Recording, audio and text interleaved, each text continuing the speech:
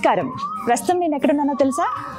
ప్రపంచంలోనే అరుదైన శైవ క్షేత్రం పశుపతినాథ్ దేవాలయం. Shri Gayatri tours and travels వాళ్ళు ఆర్గనైజ్ చేస్తున్నటువంటి నేపాల్ ముక్తినాథ్ యాత్రలో భాగంగా 5వ రోజు కాఠ్మండులో మనం ఈ దేవాలయం చూడడానికి వచ్చేసామండి.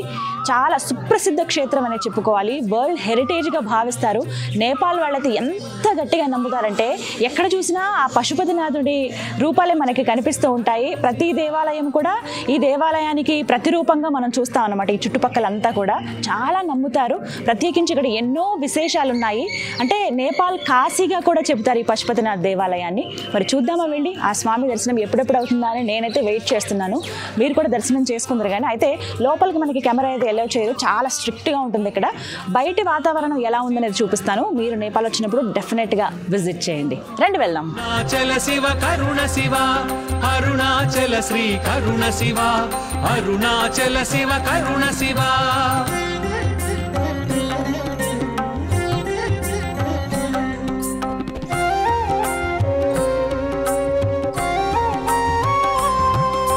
సత్యవదాన్వయ అరుణ శివ. ఆలయ ప్రధాన ద్వారం దగ్గరికి వచ్చేసామండి. పూజకి కావాల్సినవి స్వామివారికి సమర్పించాల్సినవన్నీ నేను ఆల్రెడీ తీసుకున్నాను. అలా మనం ముందుకు వెళ్దాం. ప్రధాన ద్వారం ఆరాధ్యదేవ భగవాన్ శ్రీ పశుపతినాథ మందిరమ హార్దిక స్వాగతం అని ఇక్కడ భక్తులు స్వాగతం పలికేలా ద్వారం మనం చూస్తాము. ఓం నమః శివాయ.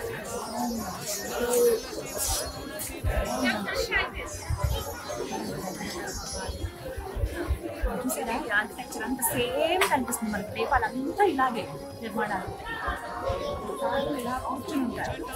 ఏమో ఆ శివయ్య ఎవరి రూపంలో ఉన్నారు, ఎవరి రూపంలో అరుణ శివ నారాయణ ప్రియ అరుణ శివ, నాగాంతక అరుణ శివ, అరుణ శివ కరుణ శివ, అరుణాచల శివ కరుణ శివ, అరుణాచల శ్రీ కరుణ శివ, అరుణాచల శివ కరుణ శివ.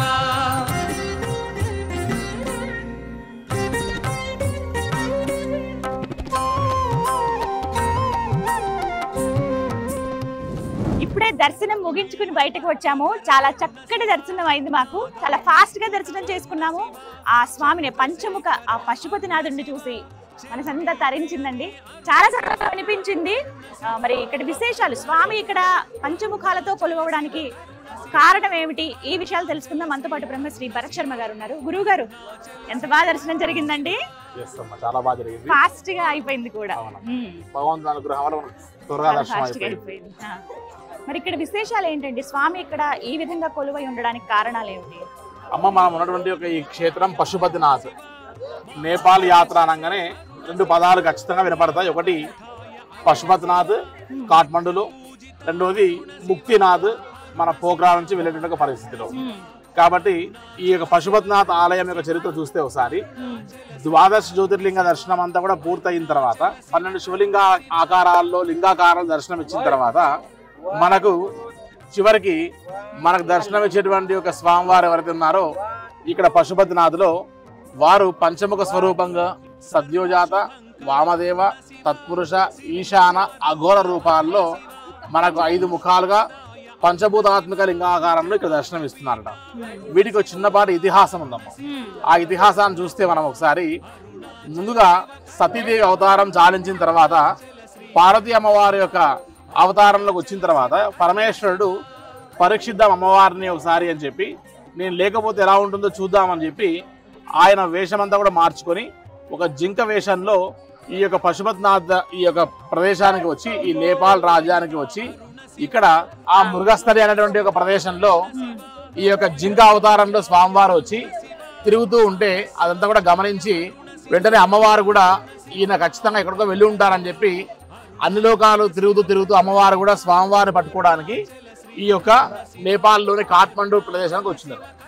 వచ్చిన తర్వాత అక్కడ పరమేశ్వరుడు లేరు, అదేవిధంగా పార్వతీ అమ్మవారు కూడా లేకపోయేసరికి సృష్టి అంతా కూడా స్తంభించిపోయి, లయకారకుడు వీలు లేకపోతే కాస్త కష్టం కదా అని స్తంభించిపోయి వెంటనే ముక్కోటి దేవతలందరూ కూడా బ్రహ్మదేవుడి దగ్గరికి, విష్ణుమూర్తి దగ్గరికి వెళ్ళి అయ్యా ఇలా జరిగిందని చెప్పి వేడుకోగా వెంటనే వాళ్ళు వచ్చి ఆయన్ని బ్రహ్మ విష్ణు ఇద్దరు కూడా కలిసి పార్వతీ అమ్మవారి యొక్క సహకారంతో ఆ ఉన్నటువంటి ఆ యొక్క జింక ఆకారంలోనే ఈ యొక్క స్వామివారు నెలకొని ఉన్నారు ఇక్కడ అని చెప్పి తెలుసుకొని వెంటనే పశువుగా ఉన్నటువంటి ఇది చంచలంగా ఉంటుంది కాబట్టి జింక చలాకీగా ఉంటుంది కాబట్టి వెంటనే పరిగెడుతున్నటువంటి ఆ జింకను పట్టుకోవడానికి వీళ్ళందరూ కూడా బంధన వేసి వెంటనే ఆ యొక్క కొమ్ముని జింక కొమ్ముని ముగ్గురు కలిసి ఒకటిసారి పట్టుకునేసరికి వెంటనే తప్పించుకోవడానికి ప్రయత్నం చేస్తే అది 3 ముక్కలై 3 కొమ్ములుగా మారిపోయినాయట.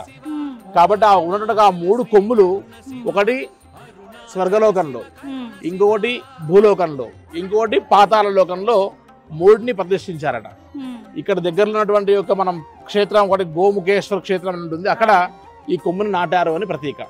కాబట్టి అక్కడ నుండి ఈ యొక్క పశువుగా మారే స్వామివారు ఆయన యొక్క రూపానికి ధరించారు కాబట్టి వారిని పశుపతి నాథులుగా పిలువబడుతుంది.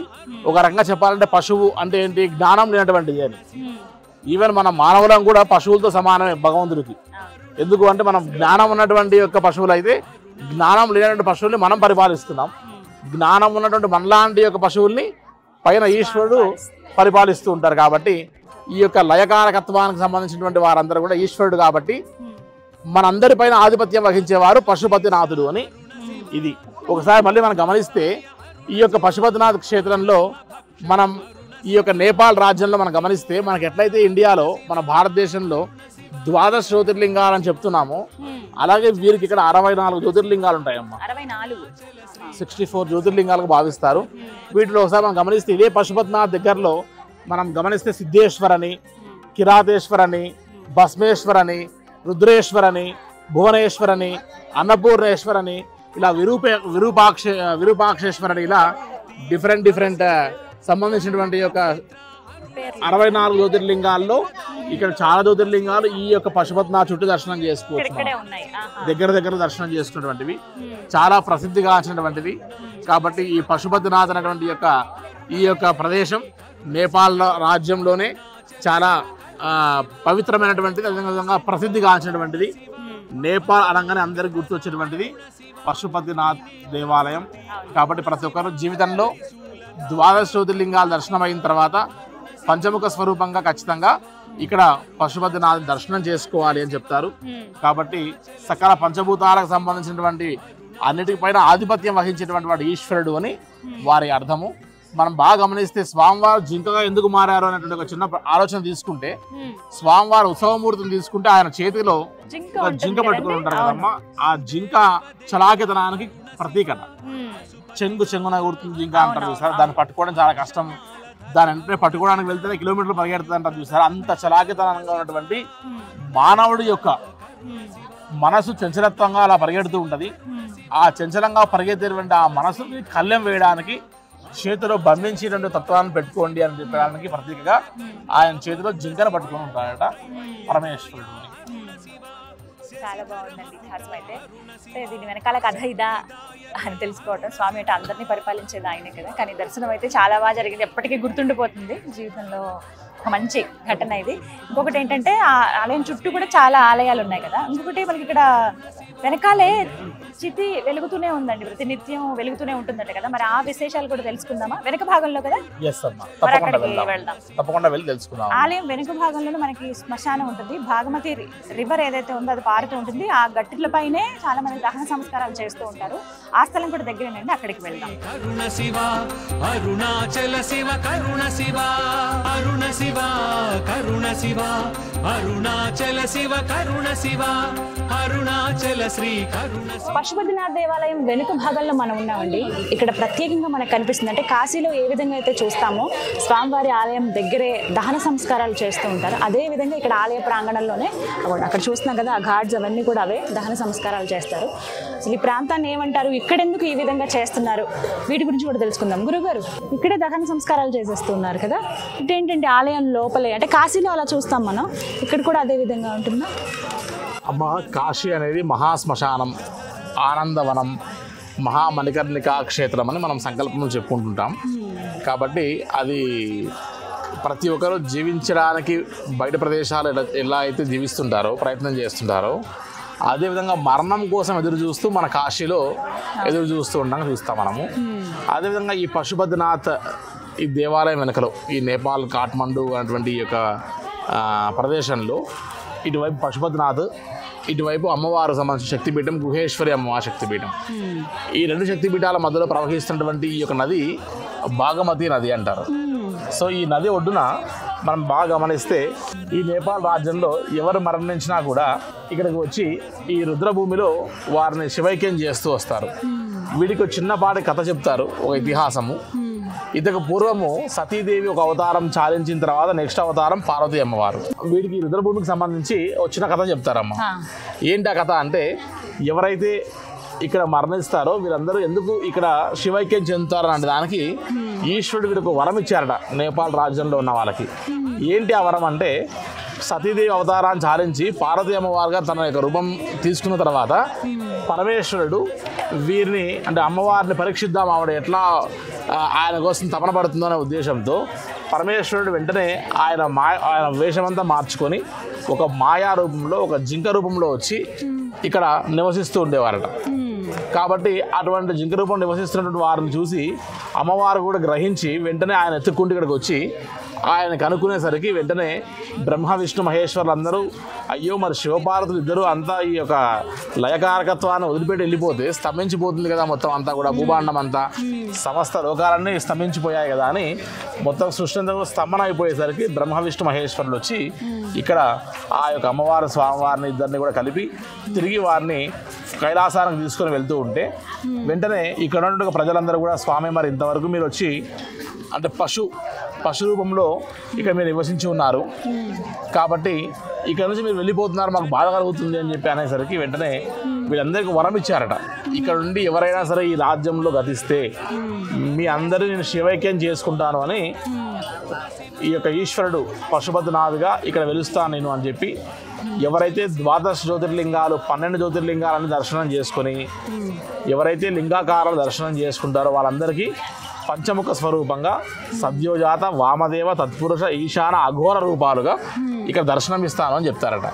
కాబట్టి ఇక్కడ ప్రతి ఒక్కరిని గతించిన ప్రతి ఒక్కరిని శివైక్యం చేసుకోవడం అనేటువంటి ప్రదేశమే ఆ రుద్రభూమి. కాబట్టి ఎప్పుడు కూడా ఇక్కడ చిదాభాసం వెలుగుతూ ఉంటుంది. ఎవరైనా మరణిస్తే ఇక్కడ స్వామివారి దర్శనం చేయించి ఈ ప్రదేశంలో ఇక్కడ బాగమతి ఈ నది ఒడ్డున కరెక్ట్గా మన స్వామివారి యొక్క దేవాలయం వెనుకనే ఈ యొక్క దహన సంస్కారాలు చేయడం అనేటువంటిది ఇక్కడ రుద్రభూమి అనేటువంటి ఈ యొక్క ప్రదేశంలో చేయడం అనేటువంటిది ఆనవాయితీగా వస్తున్నటువంటి పరిస్థితి అమ్మ. మొత్తంగా అన్ని విశేషాలేనండి, మొత్తం దేవాలయాల సమూహంగా కనపడుతుంది మనకి. ఈశ్వరుడు అంటేనే ఆయనకు భస్మోద్ధూలిత విగ్రహాయ నమః అని పేరు కదమ్మా. కాబట్టి ఆయనకు కావాల్సినది ఏంటి? భస్మము, ధూళి, చిదాభస్మము. ఆయనకు అంటే ఏదైతే మానవుడు అజ్ఞానాన్ని వీడి జ్ఞానం ప్రాప్తించుకోబడతాడో ఆ అజ్ఞానాన్ని వీడమని చెప్పేటువంటిది ఈ యొక్క సృష్టి రహస్యం అంతా కూడా. ఆయన రుద్రభూమిలో ఎందుకుంటాడు అని అంటే చివరికి మన ప్రయాణం ఇక్కడికి అని చెప్పడానికి ఒకటి. తర్వాత పశుపతి అంటే ఇక్కడ ఇంకో మాట ఏం చెప్తారు అని అంటే పశువులు అంటే ఎవరు? అజ్ఞానులు. అంటే జ్ఞానం లేనటువంటి వారే పశువులు అని. కాబట్టి మనందరికీ అంటే ఎంత మనం జ్ఞానవంతులు అయినప్పటికీ ప్రతి ఒక్కరిలో ఎక్కడో అజ్ఞానం అనేటువంటి చోటు చేసుకుంటూ ఉంటుంది.